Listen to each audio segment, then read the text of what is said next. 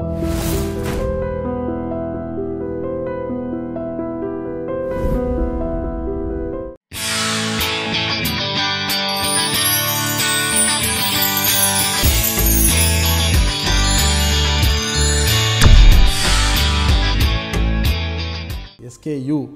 Sri Krishnadevaraya university అంటేనే అసలు ఇక్కడ చదవడానికి కూడా పెద్ద ఇష్టపడేవారు కాదు. ఎవరికి వేరే యూనివర్సిటీలో సీట్ రాకపోతే SKUకి వెళ్దాములే అనే పరిస్థితి ఉండదు. అంటే ఇదే యూనివర్సిటీలో డిగ్రీ పూర్తి చేసిన వారు కూడా పీజీకి SU యూనివర్సిటీ మరో యూనివర్సిటీకి వెళ్ళిపోయేవారు. అంటే ఒక జిగుప్సాకరమైన పరిస్థితి యూనివర్సిటీ మీద. ఆ పరిస్థితిని మీరు ఎలా అధిగమించారు అసలుకి? అలాంటిది ఏం లేదండి. అంటే ఒకప్పుడు ఇది మంచి యూనివర్సిటీ. ఈ మధ్యకాలంలో ఏమైందంటే కొంత ఫంక్షనింగ్ అనేది దెబ్బతినింది. అది ఎందువల్ల అనేది రీజన్స్ అవసరం లేదు. బట్ నేను వచ్చినప్పటికీ ఇక్కడ ఏంటంటే విద్యార్థులు వాళ్ళ మోటివేషన్ అంతా టువర్డ్స్ స్ట్రైక్స్, బంద్స్, తర్వాత అంటే క్లాస్ వర్క్ లేకుండా ఈ మిగతా ఇవి చేయటం అనే ఉండేది. నేను వచ్చిన 1 monthలో అబ్జర్వేషన్ అంతా చేయడం జరిగింది. దానికి కావాల్సిన స్టెప్స్ అన్నీ తీసుకున్నాను. ఈరోజు మేము ఇంటర్నేషనల్ ర్యాంకింగ్స్ కానీ మన నేషనల్ ర్యాంకింగ్స్లో కానీ మేము వెళ్ళగలిగాం. అంటే స్వతహాగా యూనివర్సిటీలో స్టూడెంట్స్ కానీ ఫ్యాకల్టీ కానీ నాన్ టీచింగ్ స్టాఫ్ కానీ వాళ్ళందరూ కూడా పనిచేస్తే కానీ ఇది అవ్వదు కదా. కాబట్టి ఇది మంచి యూనివర్సిటీ కాదనేది మాత్రం నేను ఒప్పుకోను. యూనివర్సిటీ అంటే వైస్ ఛాన్సలర్ కీలకం, ఈజ్ ద బాస్. ఆయన తీసుకునే సంస్కరణలు కావచ్చు, ఆయన తీసుకునే చర్యలను బట్టి యూనివర్సిటీకి మంచి చెడ్డ పేరు వస్తుందని. అలాంటిది 3 దశాబ్దాలు తీసుకుంటే ఏనాడు యూనివర్సిటీకి మంచి పేరు లేదు. అంటే మీరు వచ్చిన తర్వాత దాన్ని అంటే ఆ పరిస్థితిని ఎలా తీసుకురాగలిగారు? అంటే స్టాఫ్లో కావచ్చు, నాన్ టీచింగ్ స్టాఫ్లో కావచ్చు, ఒక పని చేసే తత్వాన్ని కావచ్చు, ఆ లక్షణాలను ఎలా ఇమిడింపజేయగలిగారు మీరు అసలుకి? మీరు చెప్పింది ఒక రకంగా యాక్సెప్ట్ చేయాలి. కానీ ఇక్కడ ఏంటంటే ఇది SVU యూనివర్సిటీ నుంచి కార్వ్డ్ అవుట్ అనమాట. అంతకుముందు పీజీ సెంటర్గా ఉన్నది. పీజీ సెంటర్గా మంచి పేరు ప్రతిష్టలు ఉన్నాయి యూనివర్సిటీ అనేది. అప్పుడు చాలామంది కూడా మంచి పీజీ డిగ్రీస్ తీసుకున్న వాళ్ళు ఇప్పుడు చాలా మంచి పొజిషన్స్లో కూడా ఉన్నారు. తర్వాత నేను చెప్పినట్టు డీఫంక్ట్ అయింది యూనివర్సిటీ. అంటే ఇప్పుడు ఒక వ్యక్తికి రోగం రావడంతో ఏం కారణం అంటే ఆ జబ్బుకు మనం ఎగ్జాక్ట్ రీజన్స్ కన్నా ఎవరు కారణం అనే దాన్ని విశ్లేషణ చేసే కన్నా దానికి ట్రీట్మెంట్ ఇస్తే బెటర్ అని చెప్పేసి నేను I started the treatment. So నేను వచ్చిన 1 monthలో కూడా ఈ ఫంక్షనింగ్ అనేది ఒక 3-4 days తప్పించి మిగతా రోజులంతా కూడా స్టూడెంట్స్ వచ్చేవాళ్ళు. ఏదో ఒక సమస్యతోటి అంతా ఒక 300 మంది 400 మంది వచ్చేవాళ్ళు. వాళ్ళు వెళ్ళిపోయేటప్పటికి మిగతా స్టాఫ్ అందరూ కూడా లాక్స్ అన్నీ వేసుకొని వెళ్ళిపోయేవాళ్ళు. అంటే ఆ రోజు పని లేనట్టే లెక్క. సో ఇది తర్వాత ఎవరు వస్తున్నారు ఏమిటి అని విచారణ చేస్తే చాలా మటుకు వాళ్ళు స్టూడెంట్స్ కాదు, ఇక్కడ విద్యార్థులు కాదు. అంటే ఒకప్పుడు విద్యార్థులు వాళ్ళు, అంటే they are hanging on to the university. వాళ్ళు ఎందుకు ఉంటున్నారు ఇక్కడ అంటే ఎవరు పట్టించుకోవట్లేదు. స్టాఫ్ హాస్టల్స్కి వెళ్ళట్లేదు. డెప్యూటీ వార్డెన్స్ కానీ వాళ్ళ పనులు చేయట్లేదు.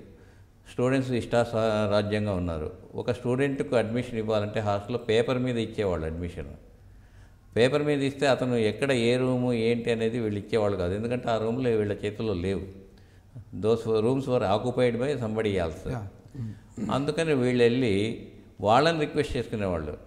కొన్నాళ్ళు కామన్ రూమ్లో పడుకోబెట్టేవాళ్ళు, వరండాల్లో పడుకోబెట్టేవాళ్ళు, బయట ఉండేవాళ్ళు. తర్వాత ఎప్పుడో వాళ్ళ దయాదాక్షిణ్యాల మీద ఎక్కడో ఒక చోట స్పేస్ ఇస్తే వాళ్ళు ఉండటం అనేది జరిగేది.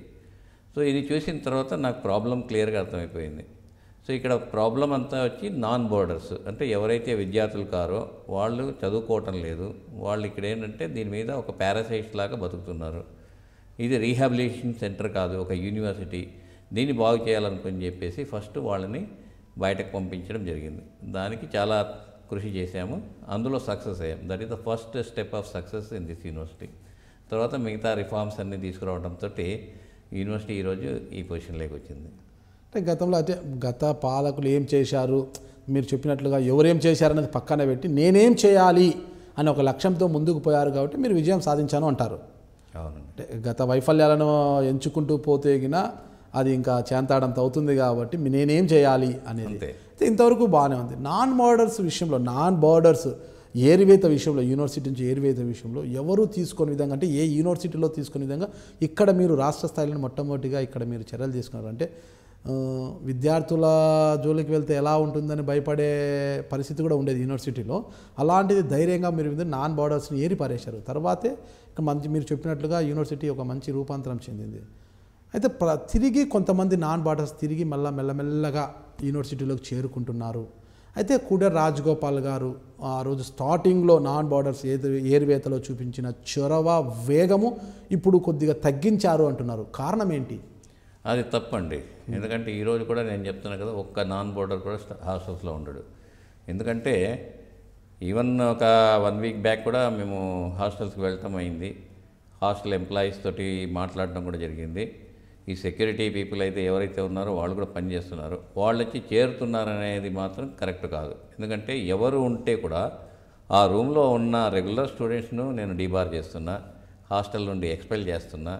కాబట్టి ఎప్పుడో ఓవర్ నైట్ వచ్చి తర్వాత ఒక 1 అవర్ 2 అవర్స్ ఉన్నారని చెప్పి ఎప్పుడో 1-2 సార్లు నాకు చెప్పారు. కానీ ఎప్పుడైనా కానీ మేము అకేషనల్గా విజిట్స్కి వెళ్ళినప్పుడు కానీ సర్ప్రైజ్ చెక్స్ చేసినప్పుడు కానీ అలాంటివి ఏమీ జరగట్లేదు. సో నాన్ బోర్డర్స్ను బయట పెట్టినప్పుడు ఒక 6 నెలల పాటు మాకు ఆ థ్రెట్ ఉండింది. అందుకని అవుట్ ఆఫ్ ది వే నేను వెళ్ళి సెక్యూరిటీని అపాయింట్ చేయడం జరిగింది. ఎవరీ హాస్టల్కి 24 అవర్స్ సెక్యూరిటీ ఇచ్చాను, సీసీటీవీస్ పెట్టాను. ఎవరైతే సెక్యూరిటీస్ మీద కొంచెం ఇది చేసినప్పుడు కూడా వాళ్ళు అవన్నీ కూడా సీసీటీవీలో రికార్డ్ అయినప్పుడు వాళ్ళ మీద మేము యూనివర్సిటీ యాక్షన్ అంటూ తీసుకోవటం మొదలుపెట్టింది. ఇదివరకు యూనివర్సిటీ యాక్షన్ అంటూ ఏమీ లేదు, కాబట్టి స్టూడెంట్స్ పెట్టరైపోయారు. ఇప్పుడు అలాంటి పరిస్థితి లేదు. ఏదైనా వాళ్ళు తప్పు చేస్తే మాత్రం తప్పుకు దండనే ఉంటుంది. లేదు వాళ్ళు చదువుకుంటున్నారంటే వాళ్ళకి అంతవరకు మేము స్పందించి వాళ్ళకి ఏం కావాలో అన్నీ కూడా చేసేందుకు మేము రెడీగా ఉన్నాం. So this is the secret. ఉద్యమాలకు కేర్ ఆఫ్ ఎస్కేయూగా మారిపోయింది. అయితే అంటే ప్రతి చిన్న విషయం యూనివర్సిటీలో అన్నం బాగలేకపోయినా, పప్పు బాగలేకపోయినా రోడ్డు మీద అన్నము కుప్పపోసి ధర్నాలు చేసిన సంఘటనలు కూడా కోకొల్లలుగా ఉన్నాయి. యూనివర్సిటీ వైస్ ఛాన్సలర్ ఇంటి ముందు అన్నం కుప్పపోసి ధర్నాలు చేసిన దాఖలాలు అన్నీ ఉన్నాయన్నమాట. అయితే ఇటీవల అలాంటి ధర్నాలు అవన్నీ కూడా ఏమీ లేకుండా ఉద్యమాలు అసలు మర్చిపోయారా యూనివర్సిటీ విద్యార్థులు అన్న పరిస్థితి వచ్చింది. ఇటీవల అన్నంలో బల్లి పడినప్పటికీ కూడా అది కనీసము పెద్ద వార్త కూడా కాకోకుండా పోయింది. అలాంటి పరిస్థితి అయితే గతంలో ఉన్నప్పుడు పెద్ద ఎత్తున ఉద్యమాలు చేసింది. అంటే ఎలా విద్యార్థులు మార్పు తీసుకుని ఏమైనా మీరు విద్యార్థులు ఏమైనా భయపెడుతున్నారా, లేకపోతే మీ మంచితనంతో ఏమైనా వాళ్ళలో మార్పు తీసుకొచ్చారా? మీరు అన్నట్లు మీ ప్రశ్నలో కొంత అక్కడే జవాబు ఉంది. ఎప్పుడైతే నాన్ బోర్డర్స్ మనం బయట పెట్టామో ఇక్కడ మిగతా వాళ్ళు ఎవరంటే విద్యార్థులు ఉన్నారు. వాళ్ళకు విద్య ముఖ్యంగా ప్రధానం. వాళ్ళు చదువుకోవడానికి ఉన్నారు ఇక్కడ. అంటే వాళ్ళు దే ఆర్ రియలైజింగ్ అంటే యూనివర్సిటీ ఏం చేస్తుంది మన కోసం, అది వాళ్ళకి తెలుసు. సో సమస్యలు అనేటివి ఇంతకుముందు కూడా మీరు విన్నట్లే నేను విన్నా. నేను వచ్చినప్పుడు కూడా కొన్నాళ్ళు చూశాను.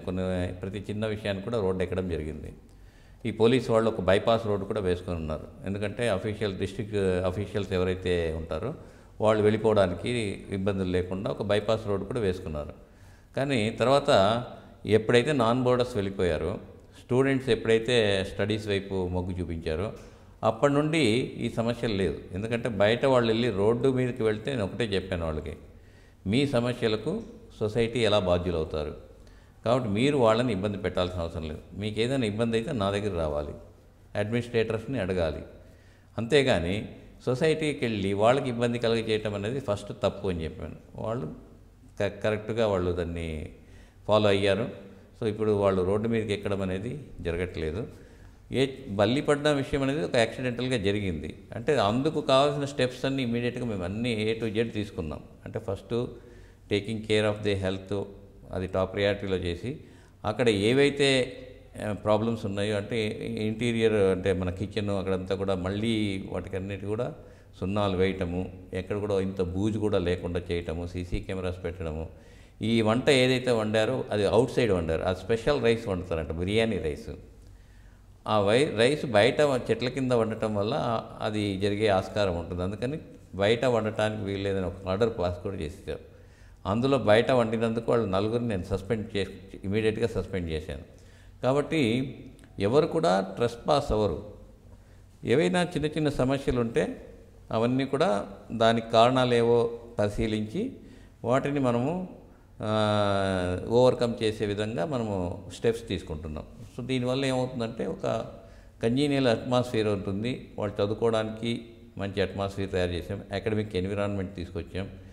ఈరోజు అన్నీ చెప్తారు మన యూనివర్సిటీ. అంతకుముందు కూడా బాగలేదంటారు కానీ but it was one of the good centre for competitive environment. Competitive ఎగ్జామినేషన్స్లో ఏ ఎగ్జామ్ అయినా తీసుకోండి, సర్వీస్ కమిషన్ కానీ, రైల్వే బోర్డు కానీ, బ్యాంక్ ఎగ్జామ్స్ కానీ, మన స్టూడెంట్స్ కన్సిడరబుల్ నంబర్ ఉంటారు అందులో. అంటే ఇక్కడ కొంతమంది చదవడానికే వస్తున్నారు. అంటే అలాంటివి ఏదైతే ఉందో నెగటివ్ వీళ్ళకి ఏదైతే వీళ్ళు చేస్తున్నారో ఆ నాన్ బోర్డర్స్ని తీసేసినప్పుడు మేజర్ ప్రాబ్లమ్ ఈజ్ ఎలిమినేటెడ్.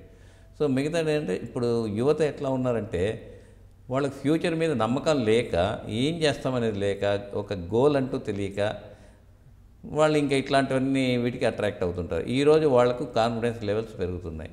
మనం బయటికి వెళ్తే మనం సొసైటీకి ఉపయోగపడగలం అంటున్నారు. అంటే ఇప్పుడు ప్రభుత్వం ఎన్ని కార్యక్రమాలు ఇస్తుందో అన్నింటిలోనూ వాళ్ళు పార్టిసిపేట్ చేస్తున్నప్పుడు వాళ్ళు తెలుస్తుంది, ఎస్ నేనున్న కాబట్టే ఈ పనులు నేను చేయగలుగుతున్నాను, నా మీద కొంతమంది ఆధారపడగలుగుతున్నాను, అంటే నేను ఒక యూజ్ఫుల్ పర్సన్ ఇక్కడ. ఆ కాన్ఫిడెన్స్ లెవెల్ వాళ్ళకి వచ్చింది కాబట్టి ఈరోజు ఇట్లాంటి విషయాల్లో వచ్చి స్ట్రైకులు చేయాలి, లేకపోతే ఒక డిస్టర్బెన్స్ క్రియేట్ చేయాలి అనేది పోయింది.